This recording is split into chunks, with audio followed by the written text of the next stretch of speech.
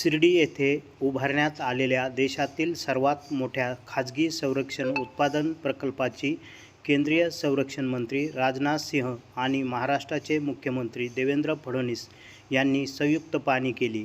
यावेळी chief of defence staff general Anil Chauhan, पालकमंत्री नामदार राधाकृष्ण विखे पाटील यांच्यासह वरिष्ठ अधिकारी उपस्थित होते। शिर्डीतील या डिफेन्स क्लस्टरमध्ये क्षेपणास्त्र निर्मिती, तोफगोळे उत्पादन, दारुगोळा पार्क, ड्रोन तंत्रज्ञान आणि आधुनिक संरक्षण उपकरणाची निर्मिती केली जाणार आहे। या प्रकल्पासाठी हजारो कोटीची गुंतवणूक करण्यात आली असून स्थानिक MSME उद्योगांना मोठी चालना मिळणार असल्याचे सांगण्यात आले। या प्रकल्पामुळे मेक इन इंडिया आणि स्वदेशी संरक्षण उत्पादनाला बळ मिळणार असून भारताच्या संरक्षण स्वावलंबनाच्या दिशेने हे मोठे पाऊल असल्याचे मानले आहे। प्रवरा न्यूजसाठी पत्रकार विजय बोडखे, प्रवरा परिसर।